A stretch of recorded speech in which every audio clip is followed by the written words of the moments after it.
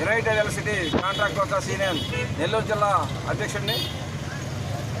December 1వ తేదీ నుంచి ఎస్సీ ఆఫీస్ ముందు టెంట్ వేయడం జరిగింది. అయితే ఈ టెంట్కి కారణం ఇక్కడున్న గతంలో ఉన్న ఎస్సీ గారు. ఎందుకంటే కార్మిక సమస్యలు ఏ సమస్య తీసుకొచ్చినా సమస్యలు పరిష్కరించకుండా వాటి పక్కదారి పట్టించడం ఎస్సీ గారికి ఆనవాయితీ అయిపోయింది. అదేవిధంగా నాతా నాగేశ్వరరావు ఇక్కడ సీనియర్ అసిస్టెంట్ నుంచి జేఏగా ప్రమోషన్ ఇచ్చి నెల్లూరు వేయాల్సింది తీసుకుపోయేసి గూడూరు వేయడం జరిగింది. కక్ష సాధింపులుగా ఈ ఎస్సీ గారు చేస్తా ఉన్నాడు గతంలో ఉన్న ఎస్సీ గారు. అదేవిధంగా షిఫ్ట్ గ్రేడ్ 2 జైలం పోస్ట్ వచ్చిన తర్వాత షిఫ్ట్లు ఖాళీ అయ్యి ఆ ఖాళీల్లో ప్రస్తుతం పనిచేస్తున్న వాచ్మెన్లకి షిఫ్ట్ అవుట్గా ఇవ్వమని చెప్పేసి ఎస్పీటీసీ యాజమాన్యం ఉత్తర్వులు ఇచ్చింది. అయినా కానీ ఇంతవరకు పట్టించుకోకుండా యాజమాన్యం వాళ్ళని షిఫ్ట్ ఆపరేట్గా చేయకుండా వాళ్ళని వాచ్మెన్లుగానే పెట్టినారు.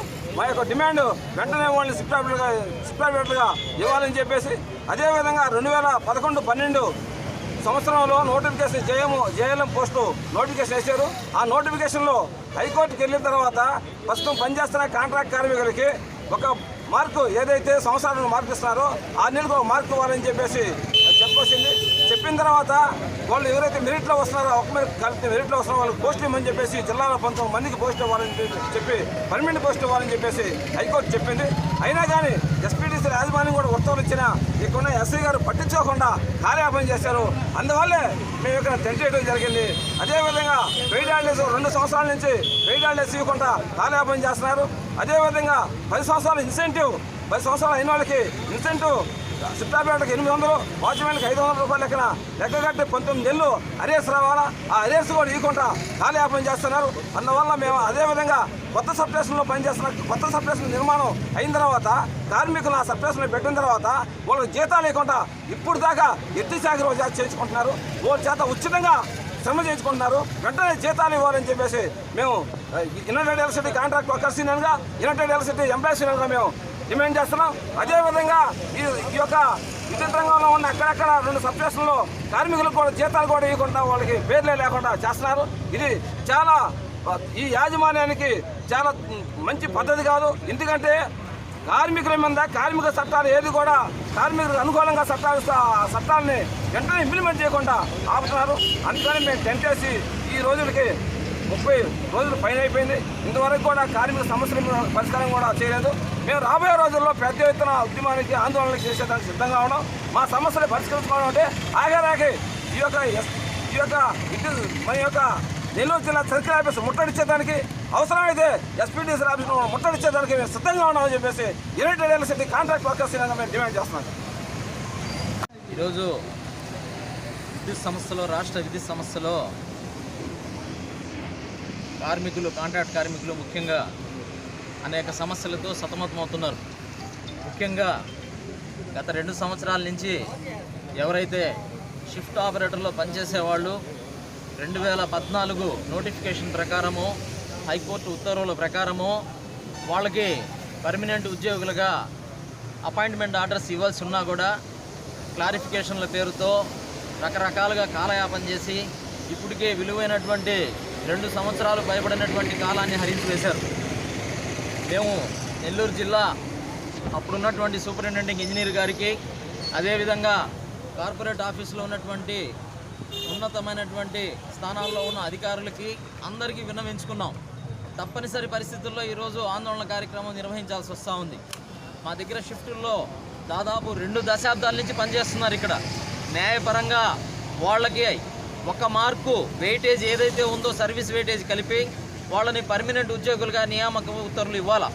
అయితే రకరకాల రివ్యూలు రకరకాల క్లారిఫికేషన్లు ఎవరికి రాని అనుమానాలన్నీ కూడా ఈ యాజమాన్యాలకు వస్తూ ఉంటాయి. తప్పనిసరి పరిస్థితుల్లో ఈరోజు మేము కార్మికుల పక్షాన ఇక్కడ ఈరోజు ఆందోళన కార్యక్రమం నిర్వహిస్తున్నాం. అదేవిధంగా షిఫ్టుల్లో పనిచేసేటువంటి వాచ్మెన్లు ఉన్నారు. వీళ్ళందరూ కూడా గతంలో సబ్స్టేషన్లు కట్టుకోవడానికి ప్రజా ప్రయోజనాల కోసం వాళ్ళ యొక్క అమూల్యమైనటువంటి భూమిని ఇస్తే ఆ రోజుల్లో వాళ్ళకి వాచ్మెన్లుగా పోస్టులు ఇచ్చారు. మరి ఆ వాచ్మెన్లుగా ఉండేవాళ్ళు అర్హత ప్రకారం ఐటీఐ కనుక పాస్ అయినట్లయితే, అన్ని అర్హతలకు లోబడి ఉన్నట్లయితే వాళ్ళని షిఫ్ట్ ఆపరేటర్ పోస్టులో నియమించమని చెప్పేసి 2016లో ఇదే ఎస్పీడీసీఎల్ చైర్మన్ గారు ఉత్తర్వులు ఇచ్చారు. మరి అది 2019 దగ్గరికి వచ్చేటప్పటికే ఆ చైర్మన్ ఇచ్చినటువంటి ఉత్తర్వులు ఇప్పుడున్నటువంటి చైర్మన్ అమలు చేయలేనటువంటి పరిస్థితి. అధికారులు మారుతూ ఉంటారు కానీ సబ్స్టేషన్ మారదు, సబ్స్టేషన్లో కరెంటు మారదు, మా కరెంట్లు కార్మికుల జీవితాలు మారట్లేదు. చాలా దుర్మార్గం, దారుణం ఇది.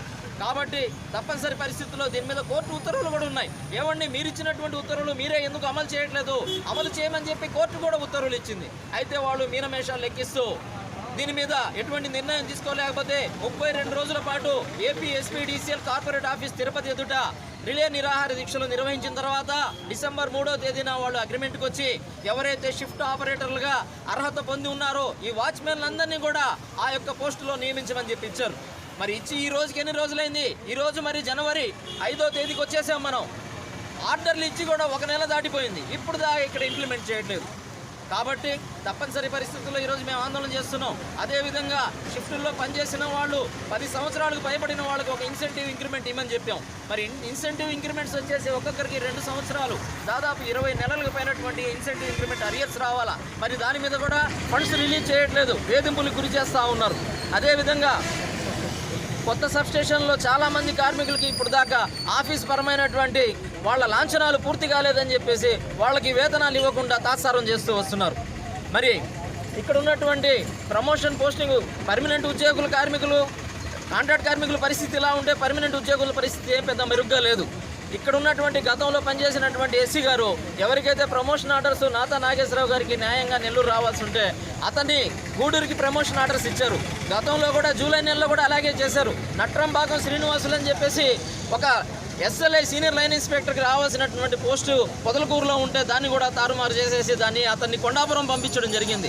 ఎప్పుడు డీపీసీలు ప్రమోషన్లు జరిగినా కూడా ఆ పోస్టులని తారుమారు చేయడం, వాళ్ళ అనుయాయులకి దగ్గరగా సిటీలో కానీ దగ్గరగా కానీ పోస్టులు ఇవ్వడం, మిగతా వాళ్ళందరినీ కూడా ముఖ్యంగా మా యొక్క యూనియన్ సభ్యులైతే మాత్రం వాళ్ళని తీసుకెళ్లి దూరంగా విసిరేయడం జరుగుతూ ఉంది. దానికోసం ఇక్కడ నాతా నాగేశ్వరరావు గారు గత 27 రోజులుగా రిలే నిరాహార దీక్షలు చేస్తున్నారు. మరి ఆ ఎస్సీ గారు లేరు, ఆయన దురదృష్టవశాత్తు అక్రమార్జన కేసులో అరెస్ట్ అయి ఉన్నారు.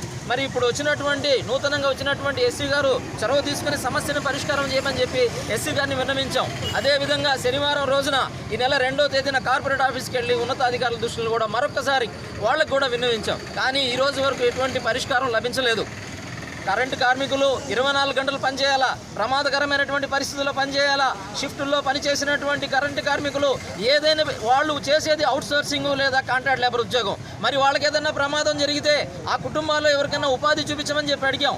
దానికి జేఎండి విజిలెన్స్ గారు మాకు నవంబర్ 10వ తేదీన ఒక ఉత్తర్వును రిలీజ్ చేసి వాళ్ళ కుటుంబంలో అర్హత ఉండే వాళ్ళకి ఏదో ఒక జీవనోపాధిగా కాంట్రాక్ట్ బేస్ మీద వాళ్ళకి ఎస్సీజీలు గానో వాచ్మెన్లు గానో వాళ్ళ అర్హత ప్రకారము కాంట్రాక్ట్ బేస్ మీద ఉద్యోగాలు ఇవ్వమని చెప్పాం. అది కూడా అమలుకు నోచుకోవట్లేదు.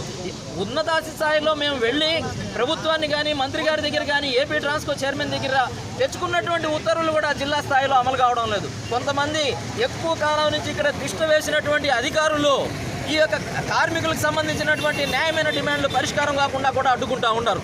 మరి తప్పనిసరి పరిస్థితుల్లో ఈరోజు రోడ్డెక్కాల్సిన పరిస్థితి వచ్చింది. కాబట్టి మేము ఉన్నతాధికారులకి అందరి ద్వారా ఇక్కడ జరిగేటువంటి మా కార్యక్రమాల ద్వారా తెలియజేసేది ఏంటంటే, మేము శాంతియుతంగా చేసేటువంటి ఈ కార్యక్రమాలు ఇక్కడ పనిచేస్తున్నటువంటి కాంట్రాక్ట్ కార్మికులు మరియు ఉద్యోగుల భవిష్యత్తు కోసం ఎన్నో రోజులుగా పరిష్కారం కాక తప్పనిసరి పరిస్థితుల్లో రోడ్లోకి వచ్చాం. ఇప్పటికైనా కూడా వాటిని పరిశీలించి తగు న్యాయం చేయాలని చెప్పేసి, ఈ ఆందోళన కార్యక్రమాలను విరమింపజేయడానికి కృషి చేయాలని చెప్పేసి వాళ్ళని తెలియజేసుకుంటున్నాం. తప్పనిసరి పరిస్థితుల్లో మరి దీనికి ఈ సమస్యలు కనుక పరిష్కారం కాకపోతే యూనియన్ మా యొక్క కార్యక్రమాలను కూడా ఉధృతం చేస్తుందని చెప్పేసి ఈ సందర్భంగా తెలియజేస్తున్నాం.